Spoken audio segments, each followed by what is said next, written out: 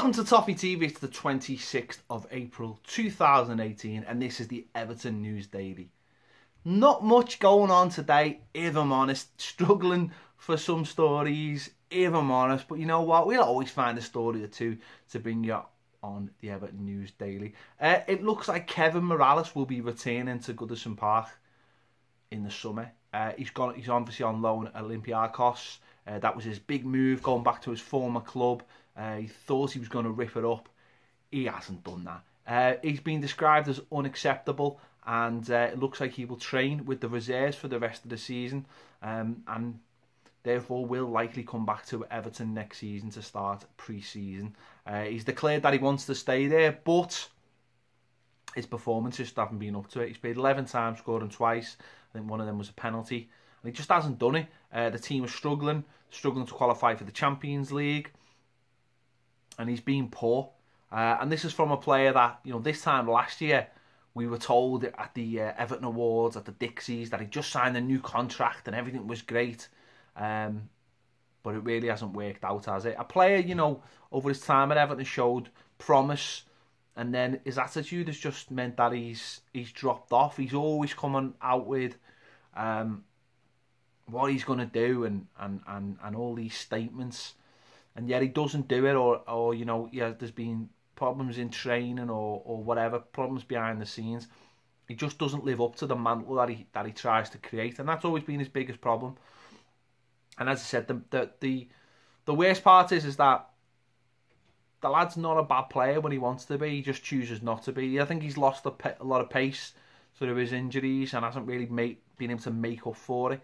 There was a time when he was absolutely flying for Everton, and when he was, you know, thinking Martinez's second season, certainly took his eye off the ball, was looking for an opportunity elsewhere, and I think that will forever haunt him, to be honest, because he never knuckled down and just got on with it and did the work that would have maybe got him the move if he just kept quiet and just kept on turning in good performances.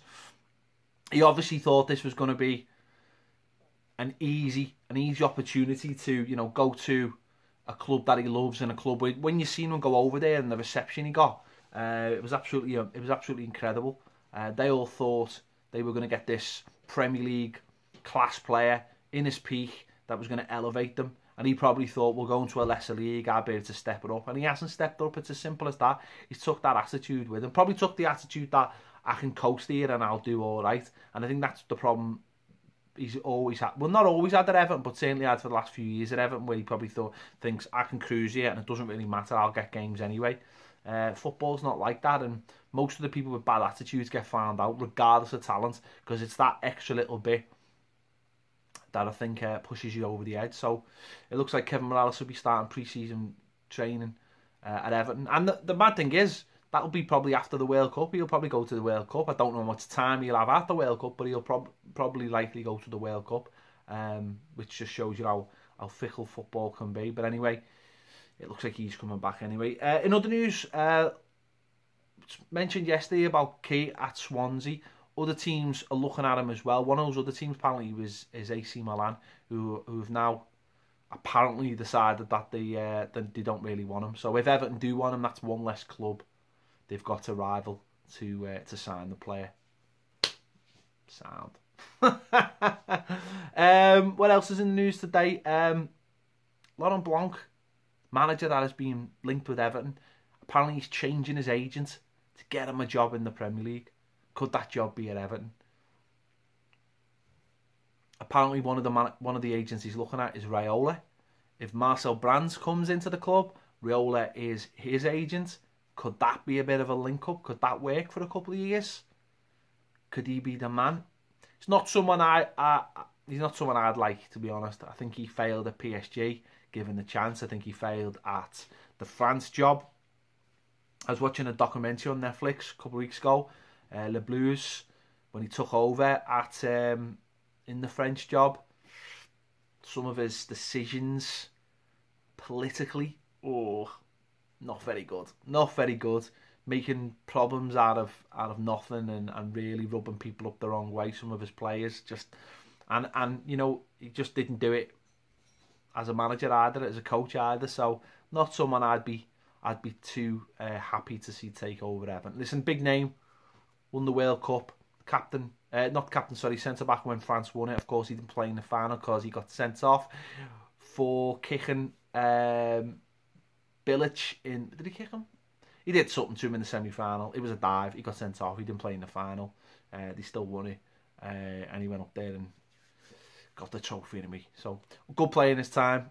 And not so good manager. But there you have it. That's about it.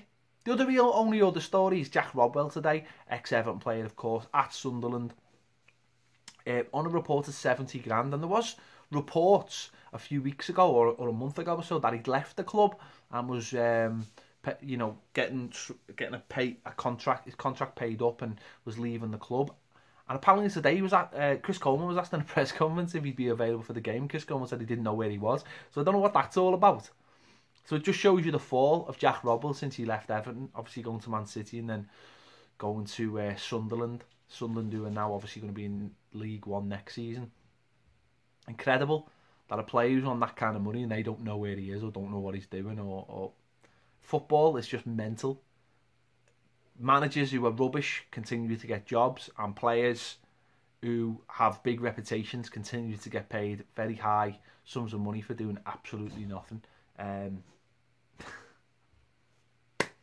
mad. It's absolutely mad. Maddest sport in the world, or just maddest thing in the world. I think the money. I don't know what. I don't mind people getting paid big amounts of money if it's justified, but when you see some of the talentless crap that get paid mad amounts of money because of reputations or a couple of big games here or there or a couple of goals here or there, it's mad. It's probably what's got Sunderland to so much trouble. Anyway, that's not for us to worry about. I just thought it was an interesting story.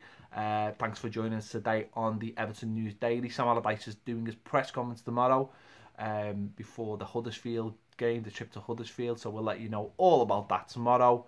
Thanks for watching. I'll see you later.